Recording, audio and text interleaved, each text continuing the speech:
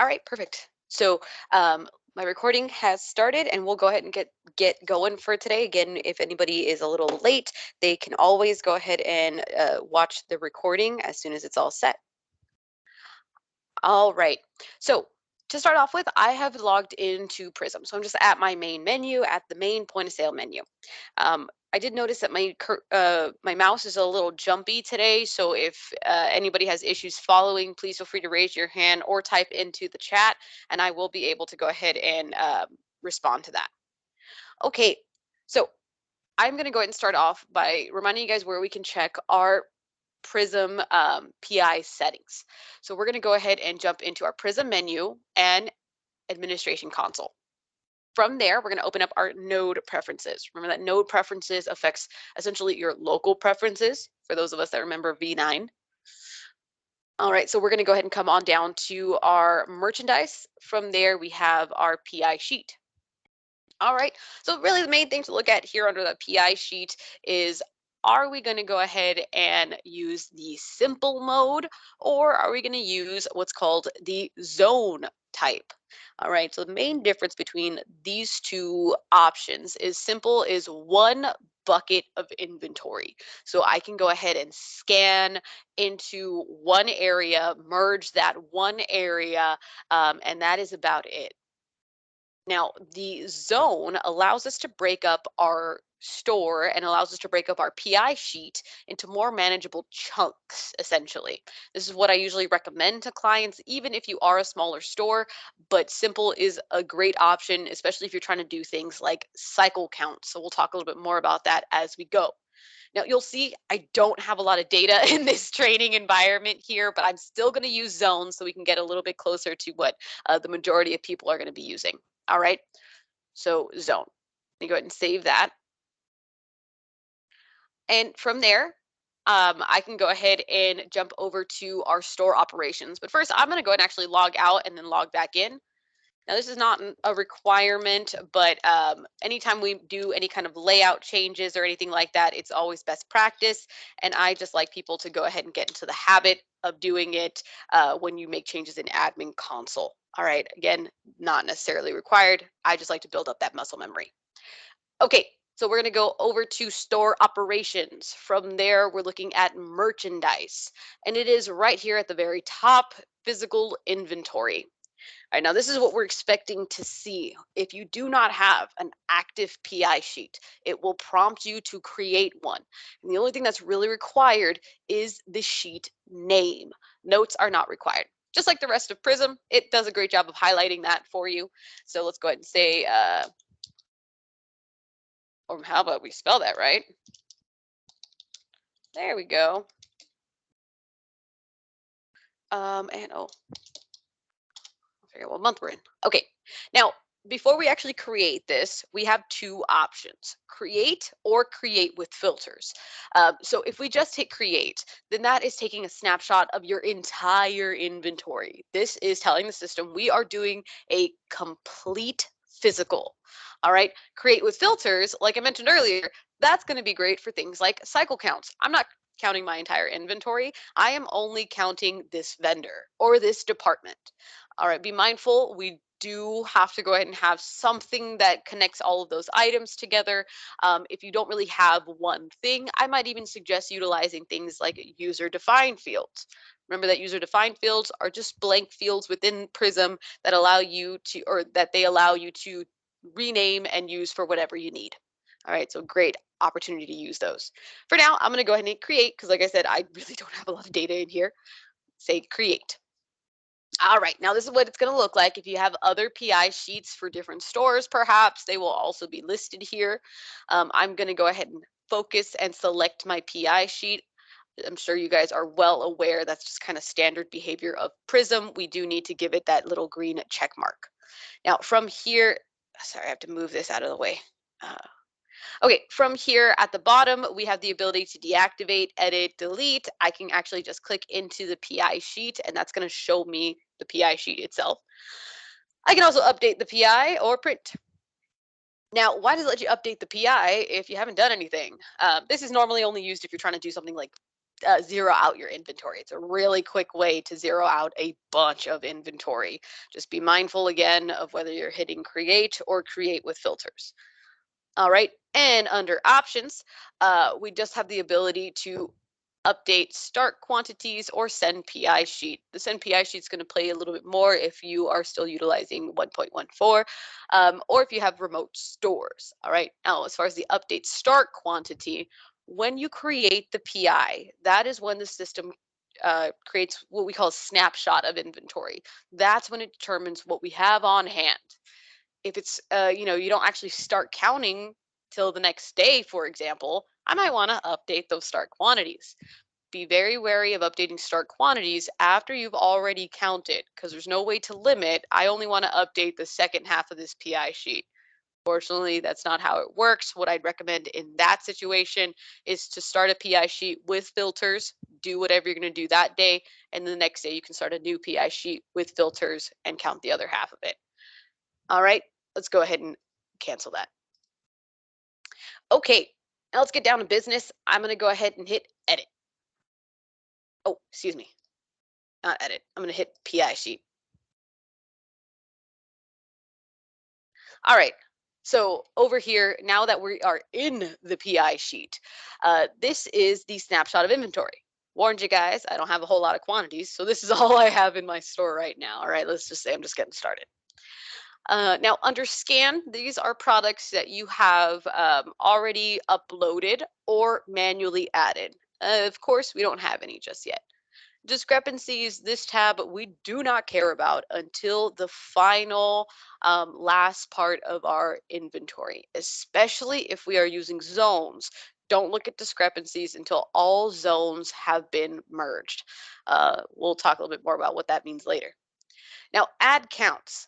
This is where, if using simple mode, I would add all my counts here. And you could see my ability to add them is grayed out because we are not currently utilizing simple mode. What I have to do is jump into zones. All right. Just a little highlight of what it's going to look like for simple mode, though. All right. Let's go back. Now, I'm going to go ahead and jump into my zones. Now, we are within that PI sheet one level further down. All right. Think of the zones like your workspace. All right. This is not actually changing anything on the PI sheet. It's not actually even affecting the PI sheet until I merge my zones into the PI. All right. So let's go ahead and hit new. I'm just going to call this zone A. I could have called it zone 1. The name of the zones can be both alpha and numeric. The name is required. Additional notes are not required.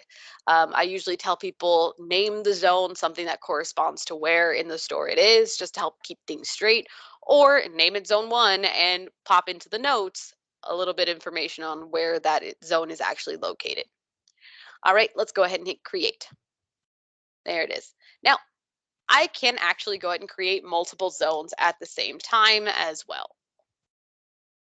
So if you are using a physical inventory scanner, we can go ahead and get those scanners going at the same time. All right, now I'm going to go ahead and focus on my zone. And there we go. Now I have the ability to edit or jump into zone sheets. Edit's going to do the same thing as in my PI, and it's going to allow me to rename, which is something we didn't have before, funnily enough. Okay, under actions, this is where I get a chance to get started on marking or getting ready to merge. But before we even do that, I'm just going to actually jump into the zone sheet. All right, this looks pretty familiar, right? This looks like the screen we were just at. Our PI sheet, scan, discrepancy, add counts, imports, bad scans.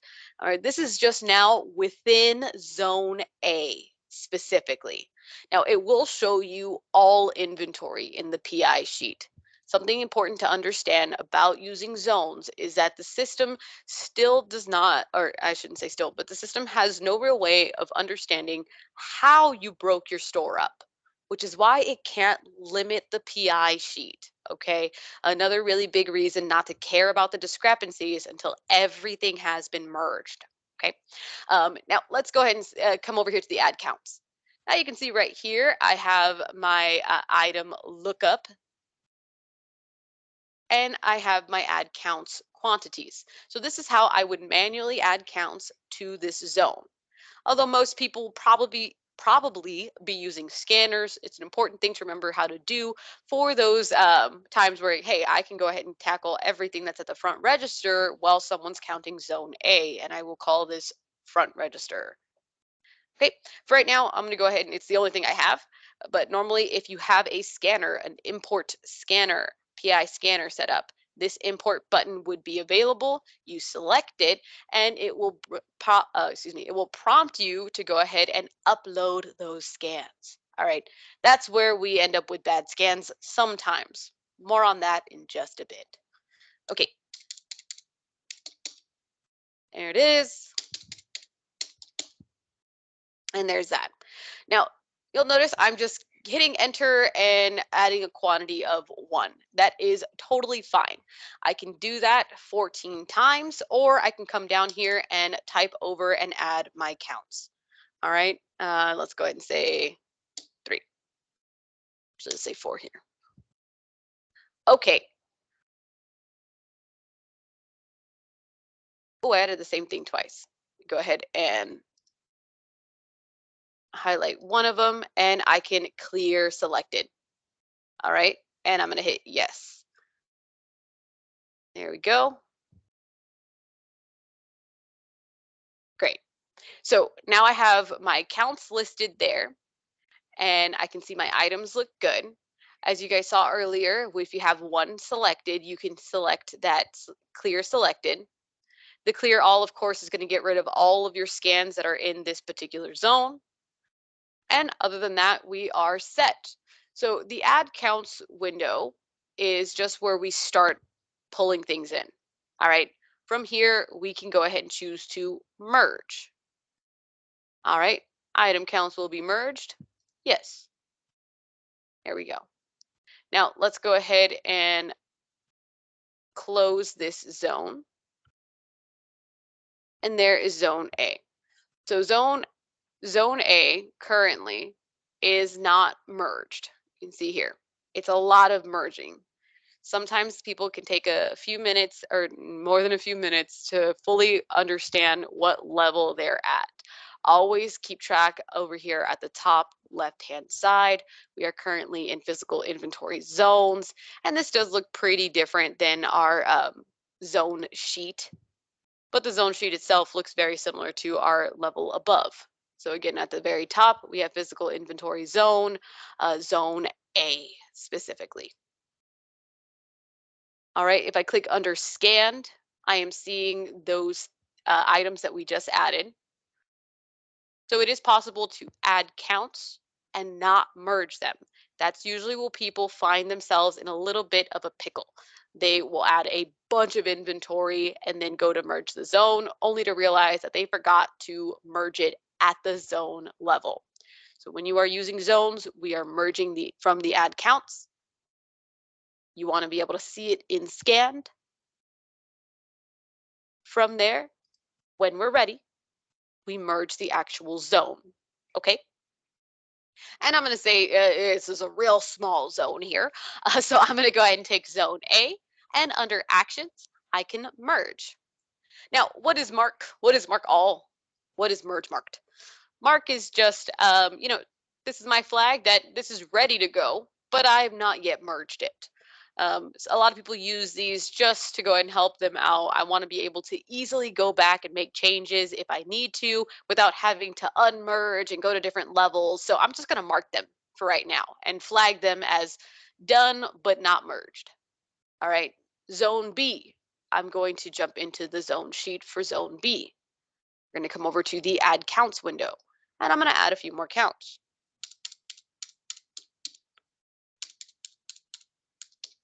Wait, you have a leading 0. There it is.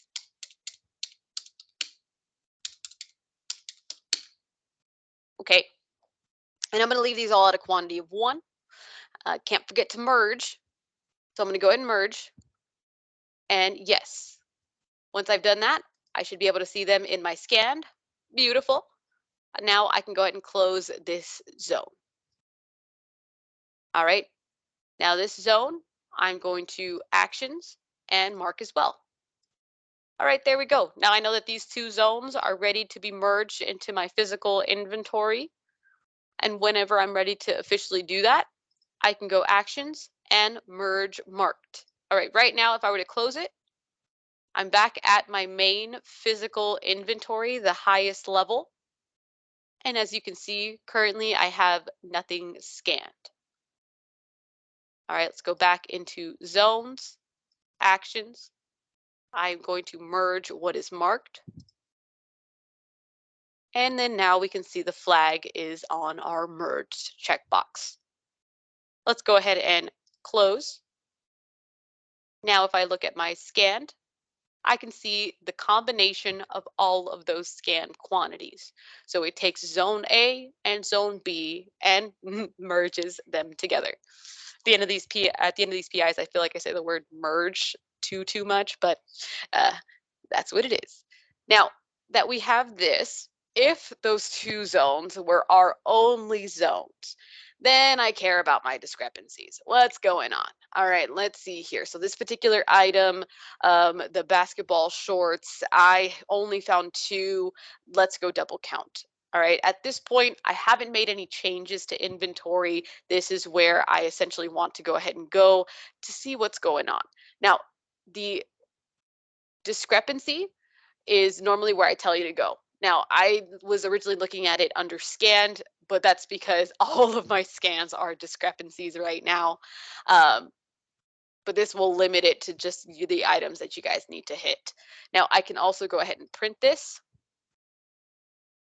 All right, and then I have a few options. I can go ahead and print things like bad scans or good scans. I can print the entire store, but the discrepancies is usually what people decide to print, and then I'll have somebody go ahead and double count that. Let me see here. My preview's working. Awesome.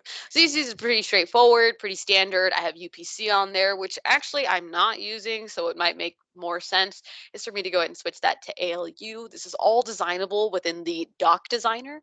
It's a little outside the scope of our training for today or our webinar for today, but if you need any help with that, please contact us and we'd be happy to help. The other thing that I recommend adding to this that unfortunately I just didn't get a chance to add before we started is barcodes, the item barcodes. Because ultimately, if you have a correction, you would be able to scan that barcode using any inventory scanner, not just a PI scanner. And that'll help you just get the job done a little bit faster. Okay, let's go ahead and cancel out of here. All right, now that was ALU, that one. Okay, so let's say that I had people double count and we actually found a whole closet of items that we did not count. So I can go ahead and go back to zones. Now, these guys here, I might not necessarily want to unmerge them. They are complete, but that is an option. So if I found that there was an error in zone A, I could unmerge it and then go back and count. Like I said, the whole mark thing is what that's where people are trying to avoid having to do this step. But in my example, I said it was actually a different area that we found it in altogether. So I would be able to still hit new. You can absolutely create additional zones after you've already started merging into your PI. It is totally fine. All right, so let's go ahead and say,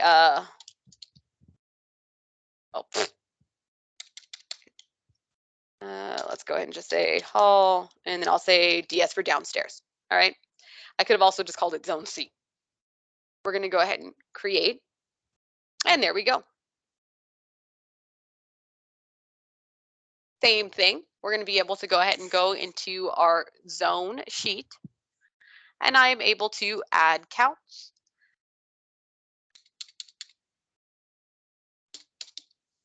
All right, and I think that was 7 that we needed there. Oh.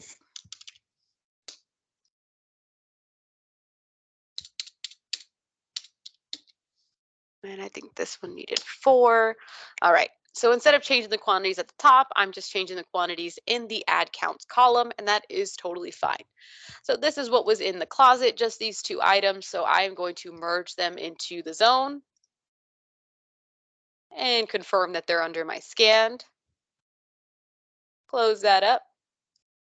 And when ready, I can merge this additional zone. There we go.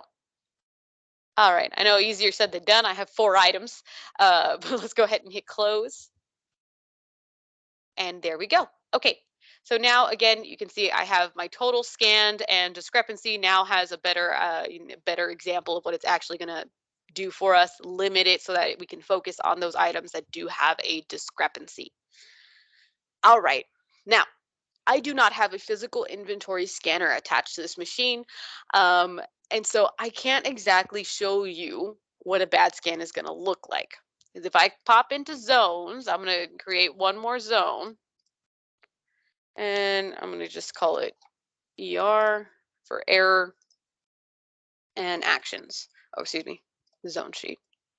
Okay, so over here, if I add something that doesn't exist, we're going to get an inventory not found.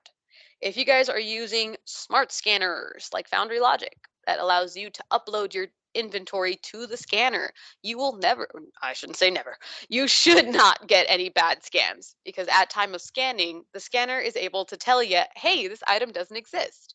And we are able to drop the scan and, scan the right thing if we scan the wrong barcode, for example, or pull that item aside and get that figured out in a little bit and keep on going. All right. But when we are using what we lovingly call like a dummy scanner or a standard PI scanner, as they do not have direct access to your inventory, it does open you up to being able to scan the wrong barcode. We've had it before, especially when things are in boxes. I accidentally scan the case UPC versus the individual UPC. And the individual UPC is the only thing that is in Retail Pro. So when we add our counts via an import, we end up with bad scans. All right. Now, a bad scan, there's not much that the system can do with this. What it does is it shows you the item right before the bad scan, and then it shows you the item right after the bad scan, which is why it is very important that we have some kind of structure to scanning. Don't let people go ahead and, one over here, one over there, one over here, one over there. Scanning or correcting scanning errors is near impossible when that happens. All right, so we're going to go, right to left, top to bottom, and hopefully then we'll be able to say, okay, well, this bad scan is sitting right in between a, flower pot and a frog vase, right? And hopefully, because it's a smaller chunk of inventory, I don't have too many things sitting in between a flower pot and a frog vase. All right. Another reason why zones are so important, especially if you guys are using inventory scanners like that. Okay.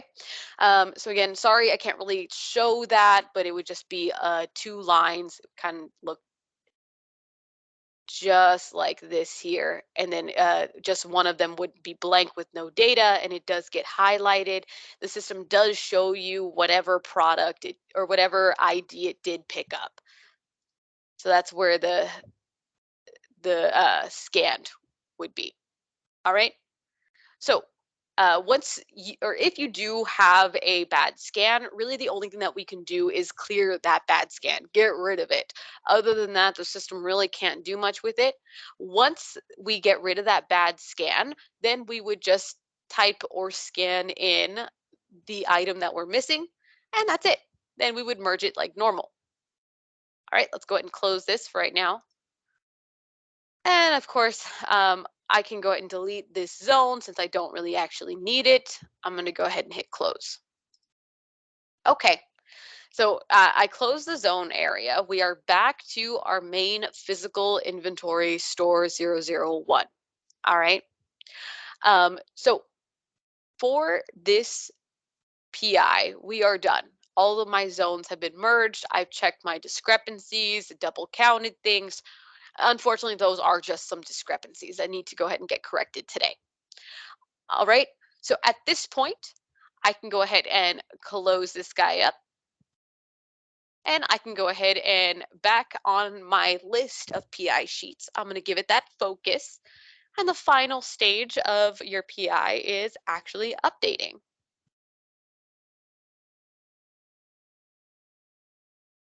Now, when you update a PI, we are faced with 2 options, all counts or quantities only.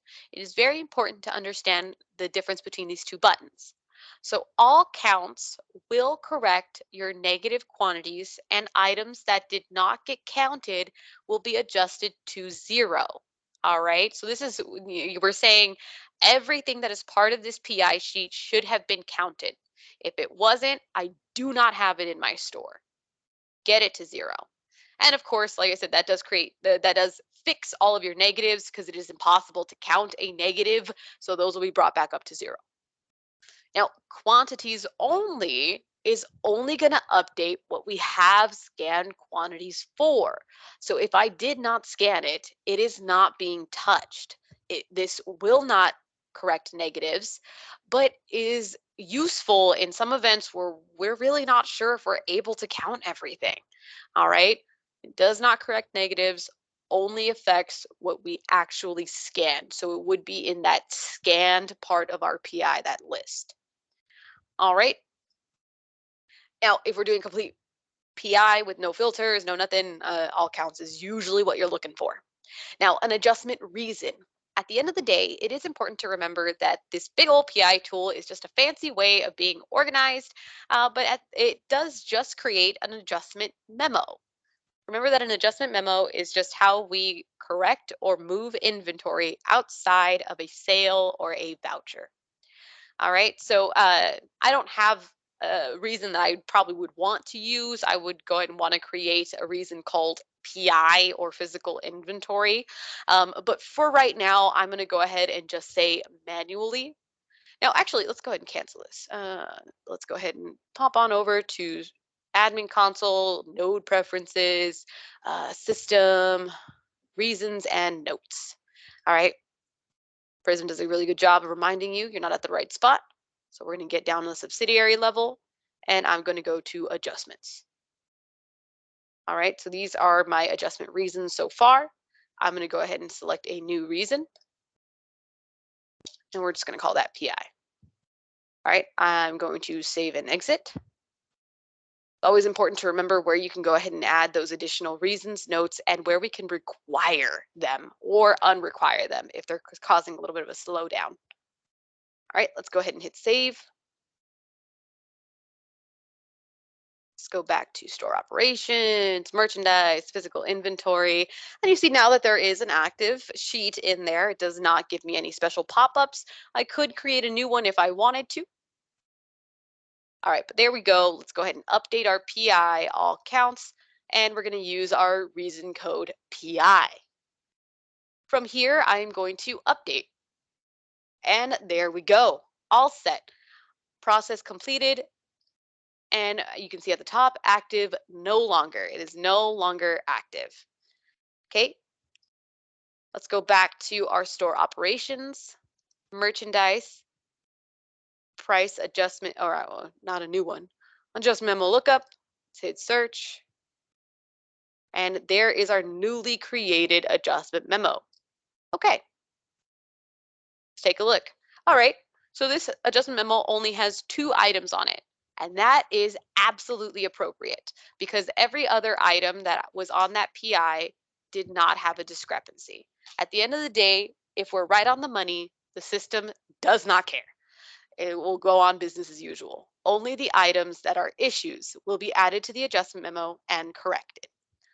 If later I find out that I did miss counting a few items, I could actually just create a brand new adjustment memo and use the same reason code PI. I don't necessarily need to go ahead and create a brand new PI and recount everything. All right. And all right, I'm just checking the chat, making sure that there's no questions. I apologize, I haven't done that just yet. All right, looks like we're good. Okay, so since we've already updated, I bet most of you expected this to be done already. But just a reminder on what you can do with those adjust memos. You can also reverse adjust memos. Just be mindful of when you do that. And also be mindful, a reminder that the adjusted value is your new on hand as of the moment that you updated the adjustment memo. All right, so usually doing reversals and everything like that can get a little sticky. Okay, let's go back to my store operations, merchandise, physical inventory, and I can select this. I can still jump into the PI sheet. I can still print, but that's really about it. I can't do too much. Essentially just for reference, it's an archived PI there for you now. All right. And really, that is about it for our PI training. Now, of course, we didn't really talk about some of the extras. Some of the extras do include if you are a multi-store environment, you want to make sure that all your transfers are complete or taken care of, especially those of us using transfer verification. Um, you do want to make sure that all vouchers have been updated, especially those of us that hold vouchers. You would be, I actually don't think anyone would be surprised how many times that causes an issue for PI when we count the product that has not officially been received yet. All right. A reminder that if you do have Prism 1.14, the Prism version right before this one, you do also have access to RIL. In RIL, you would be able to also access, your item history, which is something that they're still working on for 2.1. That's coming on down the line. The other thing to remember that I always forget, on-hand reports. You can run an on-hand report right before you start your PI and of course right after, just to make sure that everything's lining up apples to apples. If you forget to go ahead and run an on-hand report before you update your PI, you can go ahead and if you have 1.14 and RIL reports, there is a report called on hand by date that I would highly suggest running. 2.1 users in Crunch, unfortunately, we are still waiting on an on hand by date, just as a heads up. All right, so for those 2.1 users, please be sure to go ahead and run your on hand before you start your PI if you need that report type. Okay, that is about it for our webinar. If there are any questions, I will be available. Anything specific, I will be available. I'm going to go ahead and stop the recording in just a second here. But other than that, I've been Liz with Big Hairy Dog. Thank you so much for joining me today. This will be on our website soon, hopefully, but probably not by the end of the day. And for those registered that could not attend, it will be sent directly to your email as well. Okay. Uh, Thank you so much. I'm just going to mute myself for a little bit and see if we have any questions.